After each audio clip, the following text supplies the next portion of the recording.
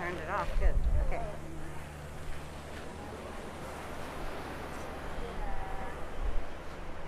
Jim's mic is on.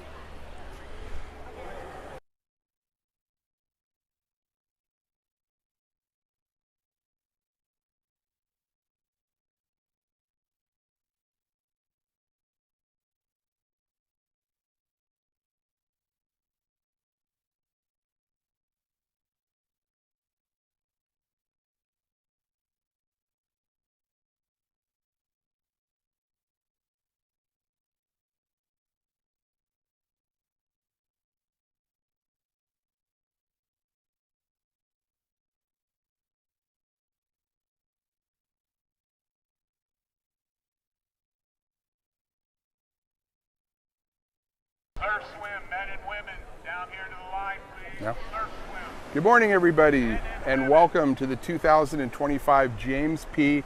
Mac McCarthy Memorial Regional Surf Lifesaving Championships. That's a lot of words for a big event. Hosted by the Volusia Surf Lifesaving Association and Volusia County Beach Safety. Hi, my name is Jim McCready, and I am the competition director for the Southeast region of the United States Lifesaving Association. I'm also the chief of Hallandale Beach Surf Rescue, and I want to welcome everybody here to the event. A two-day event. We're going to have a blast.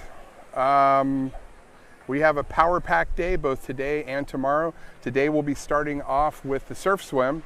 This event is set up to be a 400-meter swim, but because of local conditions, sometimes it can be as long as 600. It looks like it's going to be a long race today, just judging by how far the buoys are from the shore. So the USLA has a 500-meter swim standard to get a job as a lifeguard, so we try to make this event somewhere around that distance, sometimes too short, sometimes a little bit long. Like I said, today we're going to have a little bit of a long swim.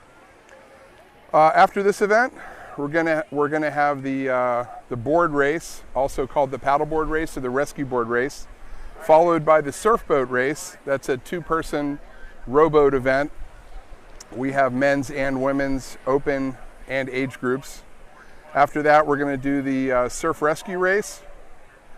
And then we're going to go back to the rowboats for the mixed doubles surfboat race. And then at noon, you can join us for a wrap-up of the morning races. We're going to do our championship recap show. For a complete list of the races, times, and your favorite social media site to watch this, you can go to volusia.org. or you can also go to usla.org, and there'll be links to the event.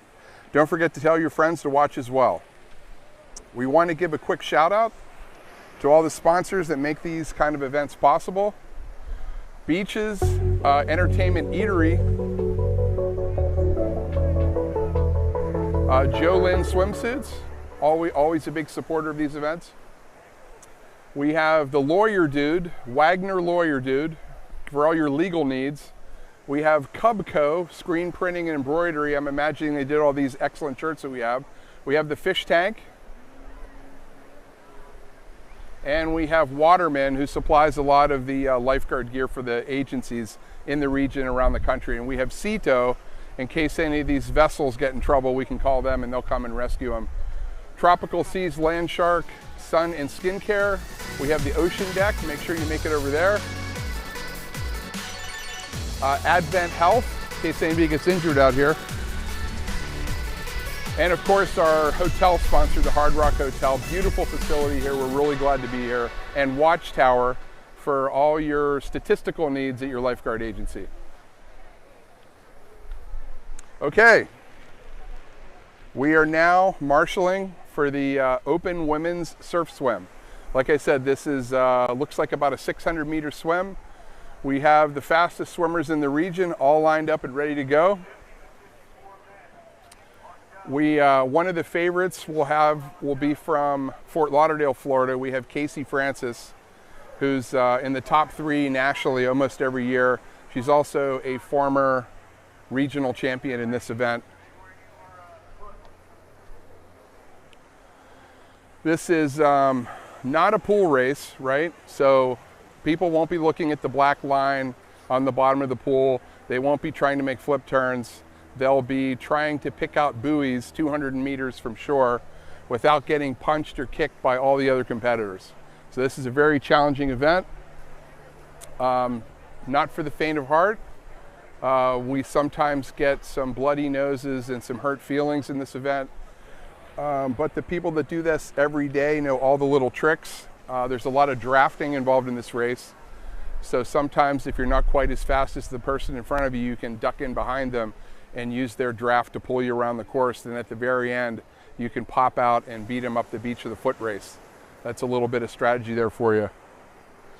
So they're still lined up, ready to go. We're just waiting on the officials to get the event started. Right now, the officials are going over the rules of the event, so everybody knows what they're to expect and there won't be any cheating, hopefully. We have officials on the beach and also out in the water to make sure that doesn't happen.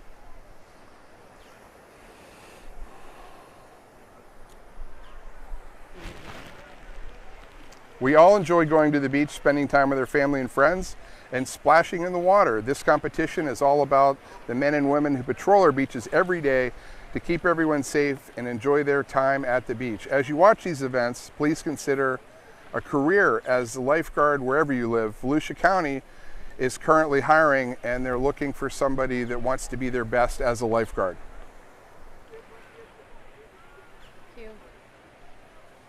Going out for my favorite part of the job. In order to be a lifeguard every day. So yeah, if you like to train and you love the water, come be a Volusia County lifeguard.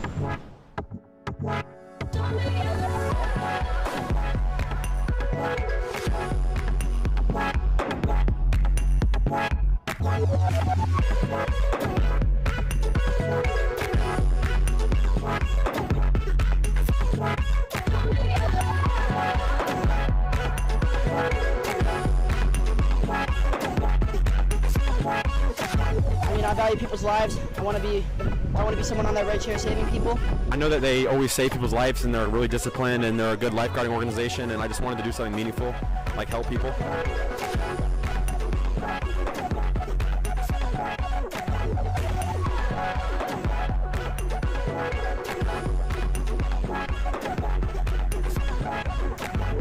If you like to train and you love the water, come be a Volusia County lifeguard.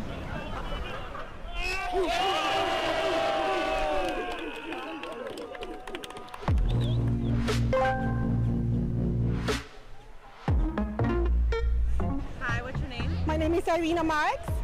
And what are you out here doing today? I'm training to be lifeguard. It's my second job. All right. And what's your day job? I work for Advent Health, medical assistant in neurosurgery.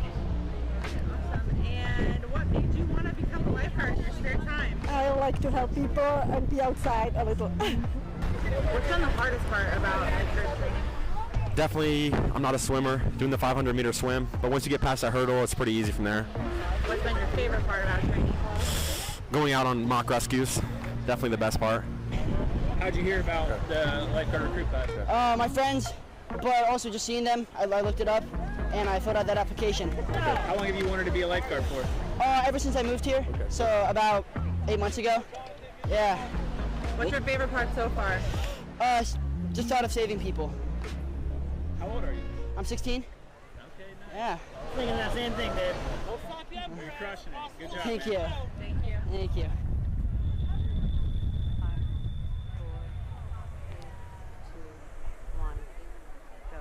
Thank you, Volusia County, for that video. Volusia County is one of the most professional agencies in the region. If you live in this area, please consider becoming a career ocean lifeguard with Volusia County. We obviously have lifeguard agencies all over the state of Florida and in the region. We have 50 lifeguard agencies in the state of Florida. We have an additional 2 in Alabama. We have lifeguards in the Caribbean island regions of the USLA and our southeast region. All of these agencies require a 500-meter swim test in 10 minutes or less. We call that the gold standard in ocean lifesaving. Every beach has their own water test with respect to the physical tests that you have to take to become a lifeguard.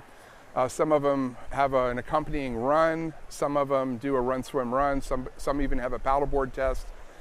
When I started in Fort Lauderdale, we actually had a rowboat test back in the mid-'80s. So they've changed over the years, but the 500-meter swim standard is, like I said, the golden standard in ocean lifesaving, and we're about to see the best swimmers in our region perform that very event right now.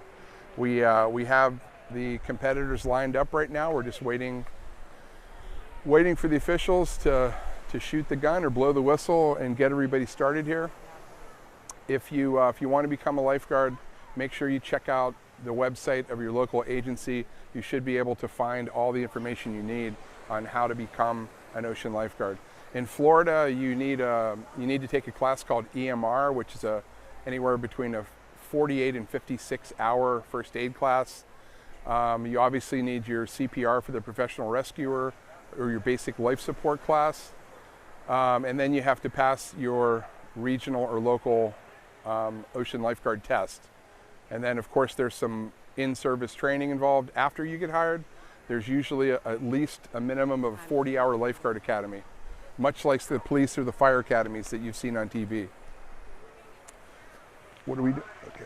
Okay, let's take a look at the course. Everybody's lined up. The first thing they're going to do is they're going to swim roughly 150 to 200 meters straight out, and they're off.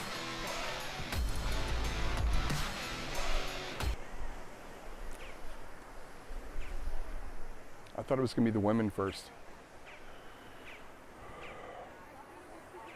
Ready for the narrate?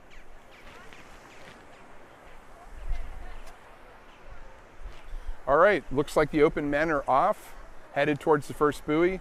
This is going to be somewhere between 150 and a 200 meter swim out to the first flag in the flag line.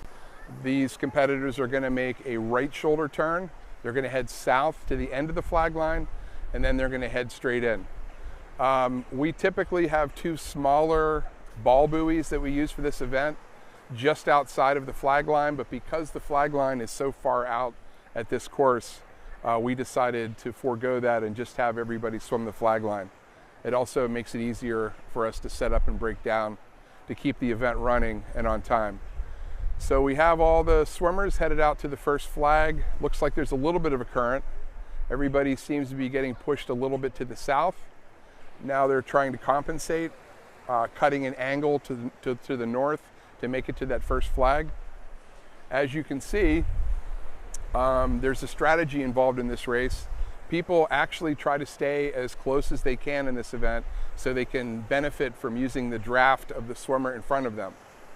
Unless you're so much faster than the rest of the field and you feel like you can just jump out in front and not rely on the draft, most people use this as a strategy to pull themselves around the course.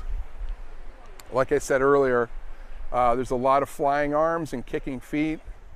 This can be a very brutal race, especially in rough water conditions. Today, however, we have a nice, fairly flat day, clear water. This is the kind of day that a lot of people love to swim in. And it looks like we have a very good start, fair competition so far. I don't see a lot of contact out there, which is good. Okay, they're getting closer to the first flag.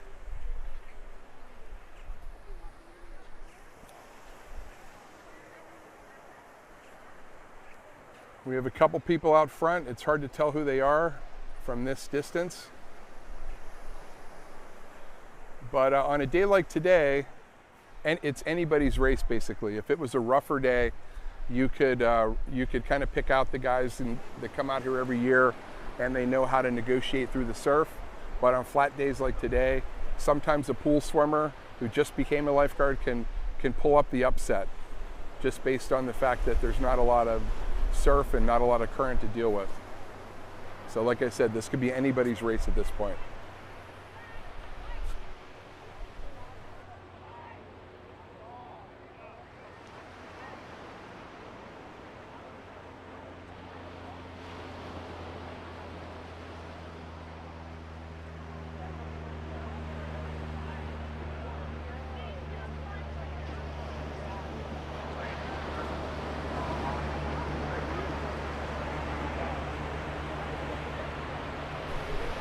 The swimmers are now around the first flag. They're headed down the flag line.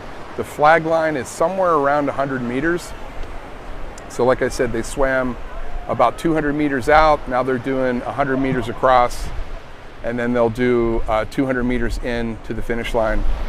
This race is not just about swimming.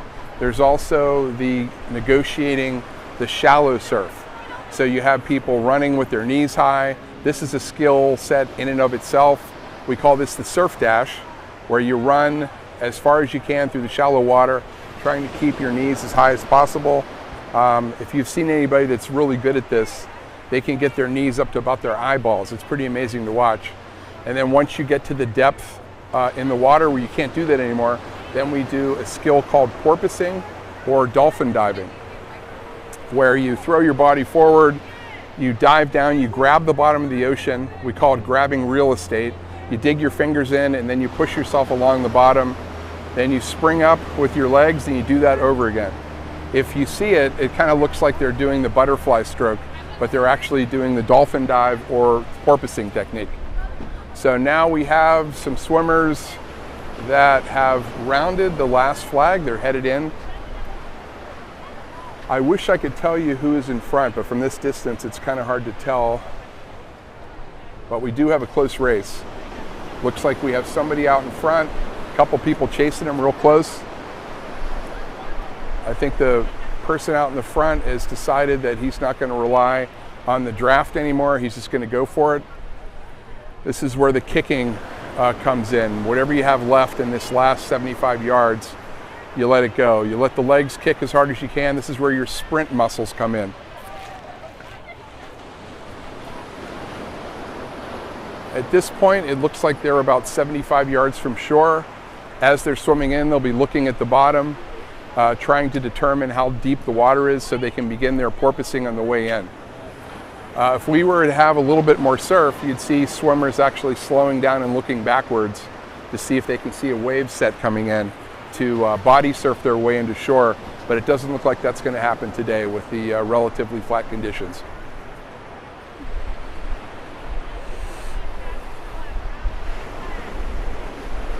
All right, here they come. We have a very close race for first and second. Two swimmers going stroke for stroke. Depending on what side they breathe on, a lot of swimmers will breathe bilaterally on both sides, just so they can check out where their competition is. But we have an amazing race right here. First and second place are basically in a dead heat.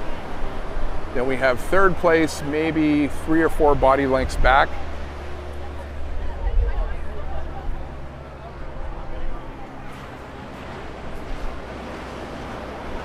And here they come. Now they're about 50 yards from shore. Like I said, this is where they'll be looking down at the ocean bottom, trying to determine the depth. A lot of times, if you're swimming at this depth, you can almost reach down and touch the bottom. Once you can feel your hand touching the bottom, that's usually when you pop up and begin your porpoise. And you'll see these guys porpoising their way in until they get to a depth where they can start to run, and then we'll have a full-blown sprint to the finish line. The finish line at the extreme south end of the course will be set up in a funnel, and these people will be swimming and running as fast as they can, trying to get one of those popsicle sticks at the end. It's a little piece of wood, but it means a lot to these guys because that'll translate into a medal. Here they come. The porpoising has begun. Not a lot of surf, so this is going to be a foot race. And looks like we have a winner. I can't tell who that is from here. First place is in, second place is in. They have a race for third place. This looks like it's going to be good. All right, third place. Looks like Marlin from Fort Lauderdale Ocean Rescue, but I can't be 100% sure. Now we give places up to 16th place. So everybody in this event in the top 16 places will get points for their team. And as the men are finishing, the women are underway. We have the Women's Open has begun at the north end of the course.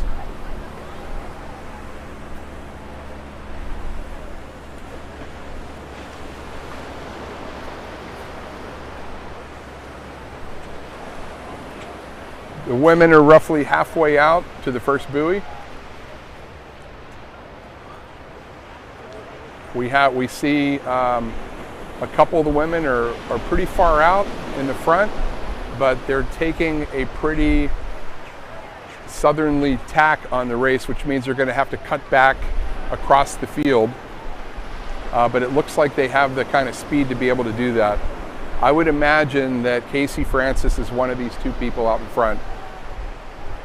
Like I said, multiple-time regional champion, and she's also been, I don't know that she's won the open swim at nationals, but I know that she's been in the top 3 almost every year that she's been at nationals.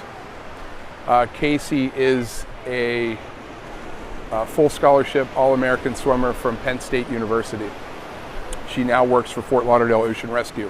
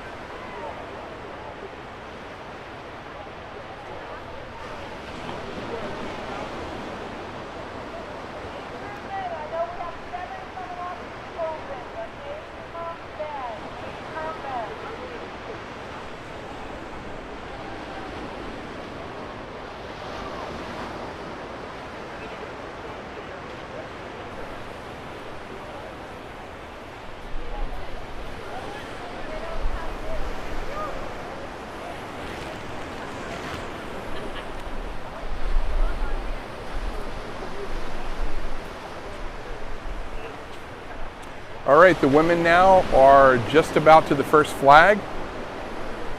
Like I said, because the flags are so far out, it's kind of hard to tell who is leading the race.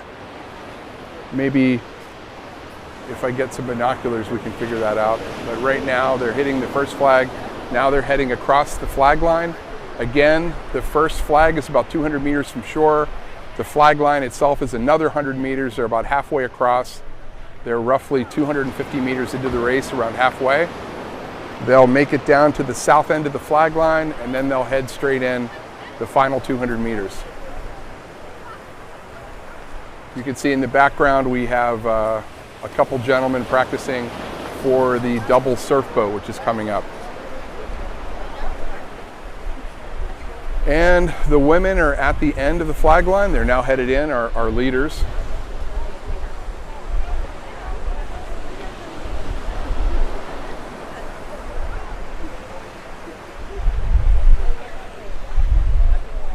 In the men's event, the group seemed like it was more tighter packed. In this race, it seems like the competitors are more spaced apart. We have maybe a larger range of competitive skills here. We have some super fast people in the front, and then the pack seems to be a little farther back. Again, I can't emphasize this enough. Drafting in this event is a huge advantage. If you're out there by yourself in the front, you're cutting the water for the people behind you. You're receiving no advantage by doing that. If you're behind the leader, you have the advantage of sucking in behind them and using their forward momentum to pull you along the race. A lot of strategy involved. You have to know when to pop out of that draft and begin, your push to try to pass the person in front of you. So you're trying to conserve your energy until that moment. Looks like they're about 100 yards from shore now. At this point, they're popping their heads up, trying to get an eye view of the finish line, trying to look for those checkered flags. And they're going to look on either side of them to see how close their competition is.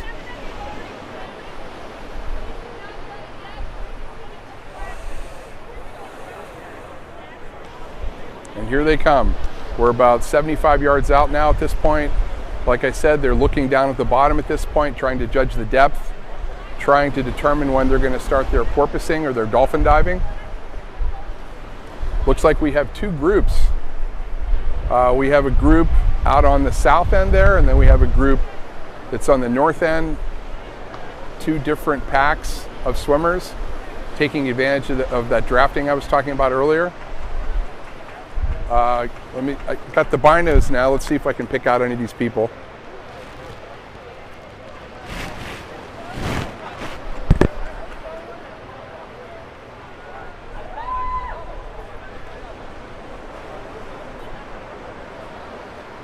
right, here we go. We have a very tight race here. We have, like I said, we have 2 different packs of swimmers.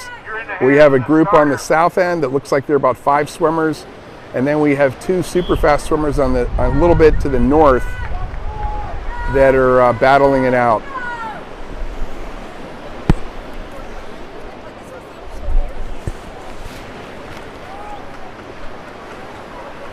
This is very, very close, too tight to call at this point.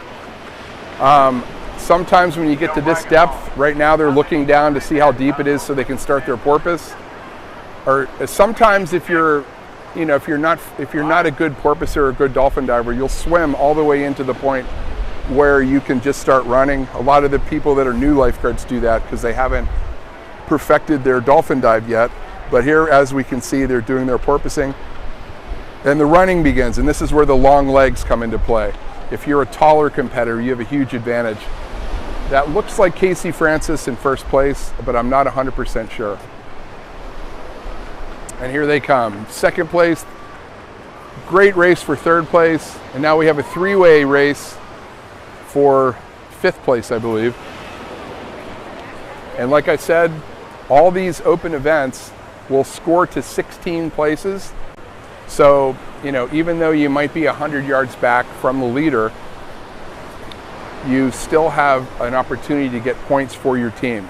So even 16th place is worth 1 point. And sometimes these team championships come down to a point or 2.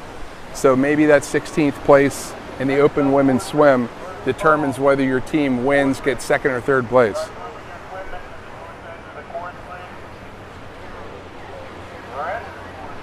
And here they come, the rest of the pack. I think we're right about 9th or 10th place at this point. A lot of people will do this event without any expectation of even winning or placing, just as a warm-up for their other events. It's a good way to get the juices flowing, warm up the body, and you also get to check the conditions while you're swimming. So even if you're not necessarily competitive in this event, it does give you the opportunity to feel the speed of the other racers. You get to check out the course, the depth, where the flags are, and more importantly, where the currents are, and how to gauge where you're going to swim to be the most competitive around this course. A lot of these same athletes will be doing the run, swim, run tomorrow, and they'll use this experience to better navigate around the course. And as we have our last female swimmers heading in, we're gonna break, and then we're gonna get ready for the board race, also called the paddleboard race or the rescue board race.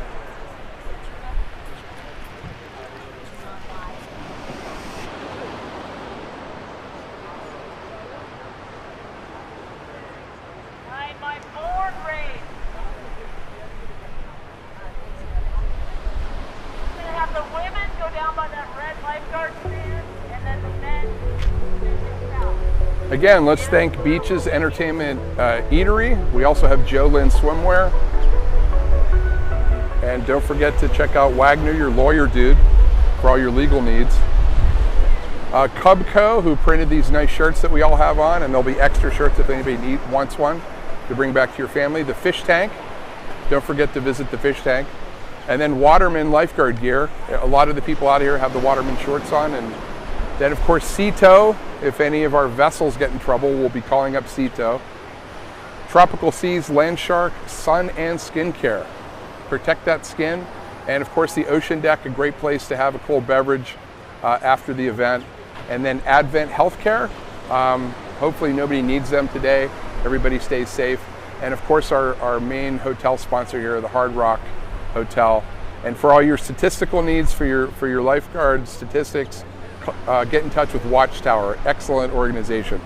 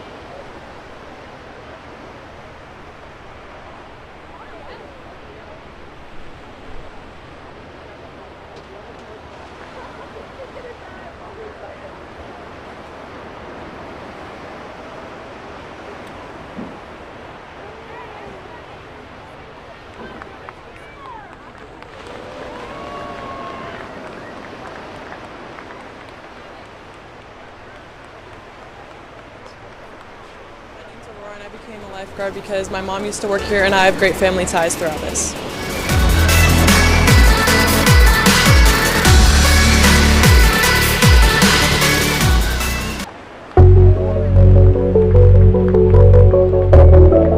My name is Zoe Fulton and I chose to become a lifeguard because I love the ocean and the beach. My name is Chandler and I chose to become a lifeguard because I wanted to make a difference and there's no better place to do it than the beach. My name's Aurora and I became a lifeguard because my mom used to work here and I have great family ties throughout this.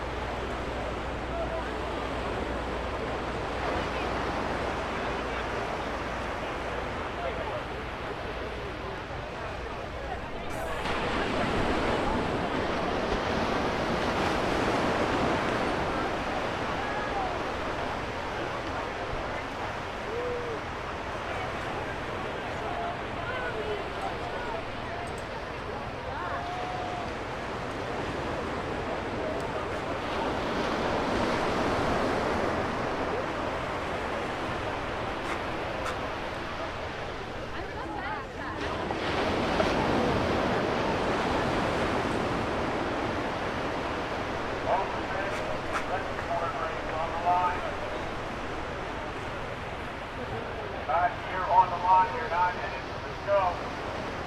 12% respiratory rate on the line.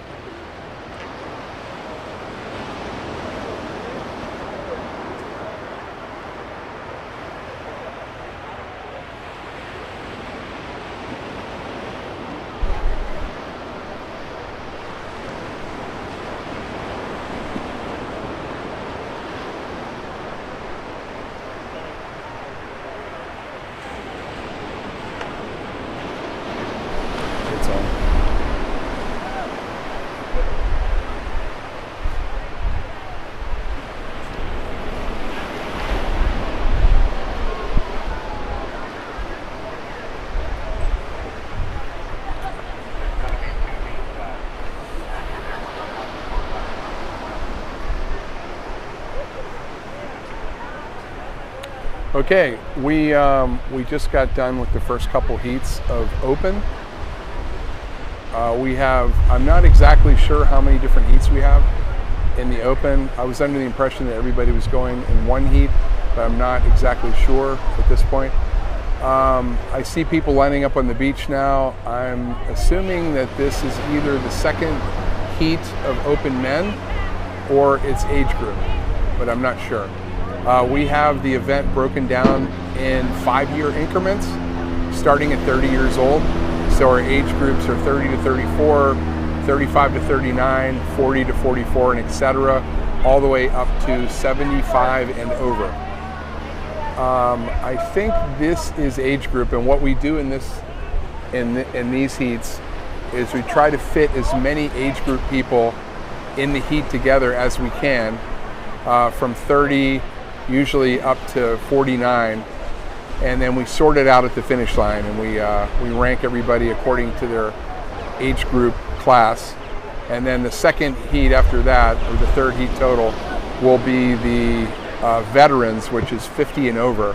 So this will be your 50-year-olds all the way up till your 70-year-old competitors, your super veterans who have been doing this 30, 40, sometimes 50 years. So we're still marshaling people on the beach. Worry about your board. I see your body down here. Lady paddlers, double X paddle zone. Come on. Women's paddleboard race, north end of the course. They are now marshaling for the women's paddleboard race at the north end of the course. So you'll see the ladies heading up there with their rescue boards. These are not the paddle boards that the lifeguards use in their towers to make rescues. These are the race version of those boards. The boards that we typically use in our towers are 11, 12 feet long, roughly 24 to 26 inches wide. They're very stable, they're very flat, and they allow lifeguards to carry multiple victims in from rescues on that flat surface. These boards that they use in these races are very narrow, they're very unstable, they're very tippy, and it takes a tremendous amount of practice to be able to navigate around the course on these boards, especially if you're going to try to knee paddle, which is a more effective way to paddle to get around the course, especially if there's any surf. It gives you a better vantage point of where you're headed. It allows you to use more leverage as you bring your arms to your knees. So now we have everybody lined up on the beach, marshaling for the rescue board race.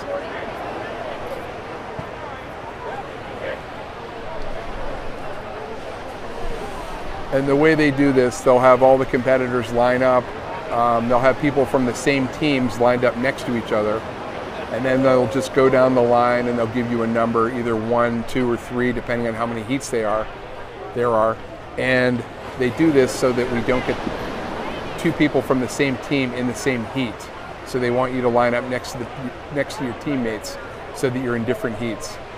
So teams don't try to stack one heat and use strategy to squeeze out competitors from other teams.